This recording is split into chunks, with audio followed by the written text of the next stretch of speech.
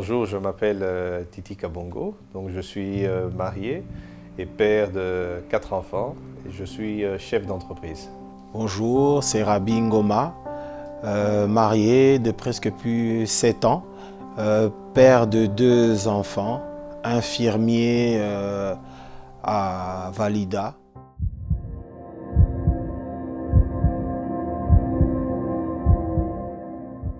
Le premier mot qui me vient à l'esprit, mot père, pour moi c'est un gardien, un protecteur, un berger qui garde ce que Dieu l'a confié afin que, comme dirait le pasteur Christian, que les enfants sont des flèches dans les mains d'un archer afin de les garder, de les propulser dans leur couloir de leur destinée. Bon, pour moi, quand on dit déjà père, je vois un modèle. Donc je me dis, c'est quelqu'un qui donne, qui sert au fait de repère, qui donne les instructions, qui donne la direction au niveau donc, des enfants. Donc c'est la personne de référence qui détient la charge de pouvoir donner des responsabilités et une directive dans la famille.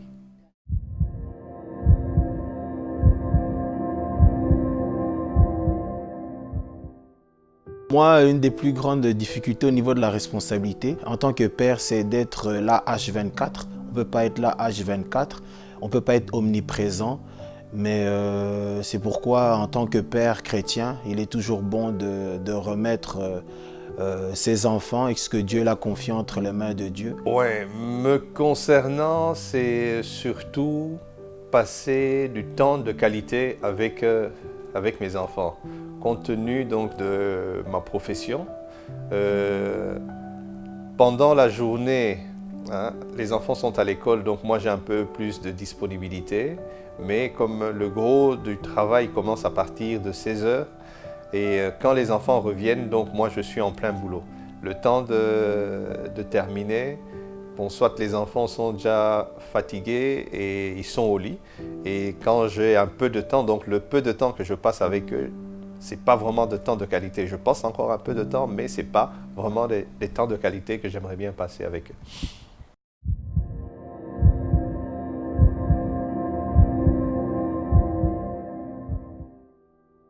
Je pense que premièrement, il faut aller chez le concepteur, le créateur, chez celui qui a créé les enfants et qui nous les a juste manifestés à travers notre famille. Et je pense que ça prend un temps, même si on ne connaît pas toutes les grandes lignes de l'avenir de nos enfants, c'est avoir un bon temps de prière et demander au Seigneur et peut-être Dieu nous révèle quelle est la destinée un peu élargie de nos enfants et c'est en fonction parfois de certaines réponses, de certaines activités, de certaines manières de comment ils parlent, de comment ils se comportent qu'on peut discerner dans quel appel, dans quel couloir, dans quel domaine on peut les diriger, par rapport pour que Dieu se glorifie dans leur vie. Bon, grâce aux enseignements qu'on a pu recevoir ici à l'église, donc, et les prédications qu'on a eues, il y a une prédication qui m'avait vraiment touché et où le pasteur disait qu'il faut demander à Dieu. Quand Dieu nous donne des enfants, ce n'est pas pour le plaisir de nous donner. Donc, chaque enfant a la destinée que Dieu lui a prévue. Et depuis cette prédication-là, j'ai commencé à demander à Dieu, Seigneur, qu'est-ce que tu as comme projet? Quelle est la trajectoire donc, de chaque enfant? C'est comme ça que je brille et grâce à ça, je commence à voir les directions donc, à donner à chacun de mes enfants.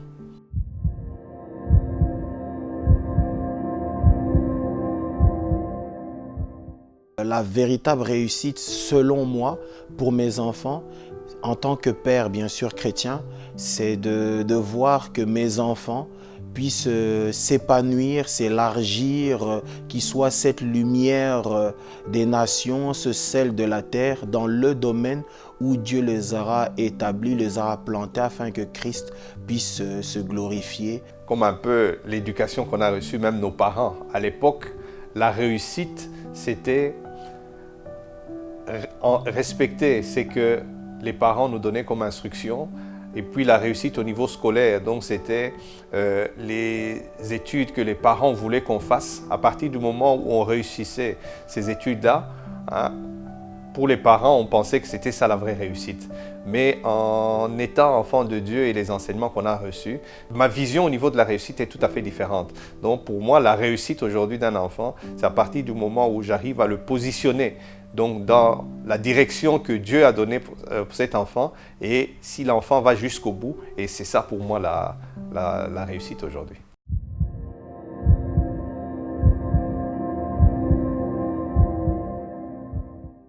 Le conseil que je peux donner à un père, je vais partir sur deux angles. Moi, la chose vraiment qui m'a un peu révolutionné, qui m'a changé dans ma manière de penser, c'était le jour des soirées de prière. Des soirées de prière sur le thème des familles. Et c'était le jour, c'était le pasteur Eva Sabouklou, qui avait donné le thème sur les familles. Il avait donné un verset, 1 Pierre 2,9, que nous sommes des royaumes et des sacrificateurs. Et elle avait développé sur sacrificateur. Et ce mot sacrificateur, c'est le mot de sacrifice qui m'a vraiment chamboulé, que j'ai vraiment compris qu'en fait, un père, on ne doit pas attendre même les félicitations de nos enfants. En fait, on ne doit même pas attendre les félicitations de notre épouse ou des gens autour de nous. C'est avoir les félicitations de Dieu. Pourquoi Dieu nous a confié ses enfants, et c'est de se sacrifier. C'est le mot service, car le mot service, sacrifice, on doit se sacrifier vraiment pour nos enfants dans notre foyer. Vraiment, dans le mot sacrifice, qu'est-ce que je veux dire par là? C'est sacrifier du temps. Voilà, je reviens toujours à sacrifier du temps. Là où peut-être on voulait être plus sur son GSM, être plus sur son PC, être plus sur son... être plus, regarder le football avec des amis ou regarder à la maison, c'est se sacrifier, être à l'écoute, prendre du temps, écouter les enfants, car les enfants aussi sont en fait des personnes, hein, avec une émotion, avec des joies, des pleurs, des cris. Et parfois, même si parfois c'est difficile, hein, parfois l'adolescence, même si vous avez des enfants adolescents, prenez du temps de qualité, écoutez-les, et voilà, et prenez du temps pour prier. Celui qui a créé vos enfants vous donnera la sagesse et l'intelligence de pouvoir éduquer et instruire vos enfants, cher Père. Bon, je sais que, comme tout le monde le sait, hein, c'est pas évident, hein, donc d'éduquer un enfant. Donc, en tout cas, moi, ce que je peux donner comme conseil, c'est être à l'écoute, hein, donc de l'enfant. Essayer de lui donner vraiment des temps de qualité et puis les aider, hein, donc financièrement, donc selon les moyens qu'on dispose, et puis les inculquer surtout donc les valeurs donc du royaume, puisqu'il y a un passage donc de la Bible, je crois c'est Proverbe 20, non c'est 1 Timothée. 1 Timothée, je crois 5:8, où il dit si quelqu'un ne prend pas soin des siens, surtout ceux de la famille, hein, il a renié sa foi. Donc il est pire qu'un infidèle. Donc voilà un peu ce que je peux dire, puisque tôt ou tard, hein, Dieu nous demandera des comptes, hein, pour les enfants qu'il nous a donnés et qu'est-ce qu'on a fait de ces enfants-là.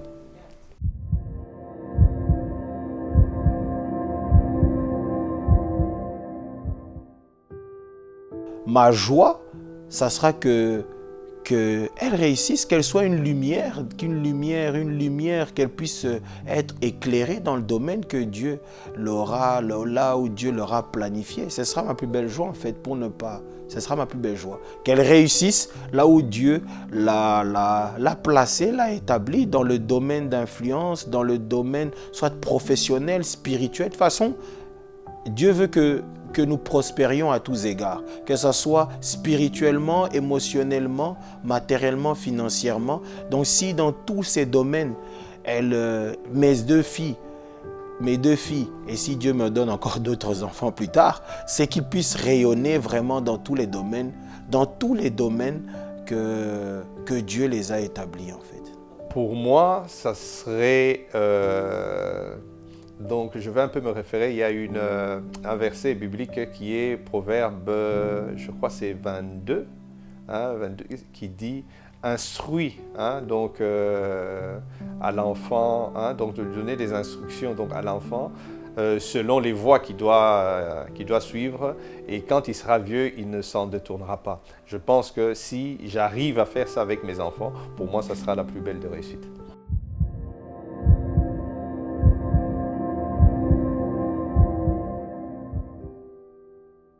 Mais je vois ça un peu avec mes deux filles. Avec mes deux filles, si le modèle que je peux leur apporter, c'est être ferme dans leur position, ferme dans leur position, dans leur choix.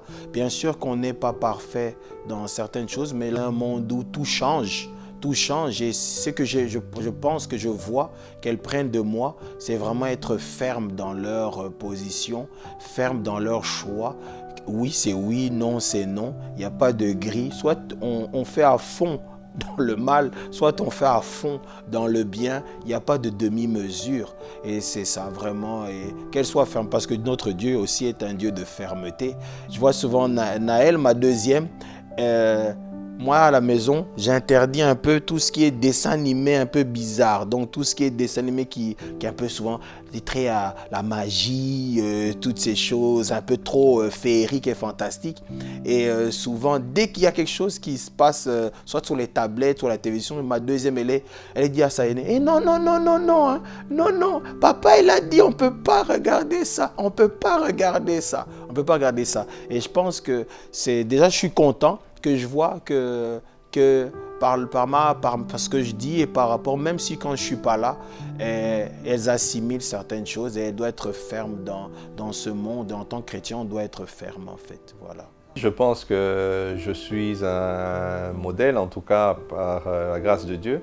Et bon, quand je parle de modèle, je sais que il y a déjà quelques années, par exemple, concernant ma fille Mia, quand elle était petite, donc je l'amenais régulièrement à mes tournois de tennis.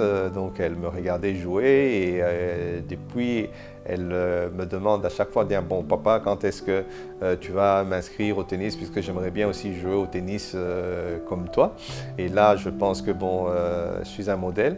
Et au niveau, par exemple, professionnel, donc un jour, ça c'était mon fils Yann, qui un soir, il m'a demandé, tiens bon papa, comment ça se fait que tu travailles tout le temps, tout ça. Et il voulait un peu savoir ce que je faisais. Alors je lui ai dit, tiens bon voilà, moi je suis indépendant, donc moi j'ai choisi donc le choix de devenir moi-même mon propre patron, donc j'ai abandonné le statut d'employé puisque je voulais vraiment disposer de mon temps comme je le voulais. C'est quelque chose que je ne pouvais pas le faire en étant employé et je lui ai un peu expliqué pourquoi est-ce que j'ai choisi d'être indépendant. Premièrement, c'était d'abord pour mon bien-être et pour leur bien-être aussi. Et alors, il m'a dit, tiens, bon voilà, papa, plus tard, j'aimerais bien aussi faire comme toi, être moi aussi mon propre patron. Et là-dessus, donc, il me disait, bon voilà, je vois la ténacité donc, que tu as au niveau du boulot, l'honnêteté donc, dans ce que tu as toujours fait et le nombre de gens qui, quand ils viennent à la maison, la manière où tu les accueilles et ce qu'ils disent sur toi, donc ces valeurs-là, donc ces qualités que ces gens-là donnent, c'est quelque chose qui me pousse aussi à essayer de devenir plus tard comme toi.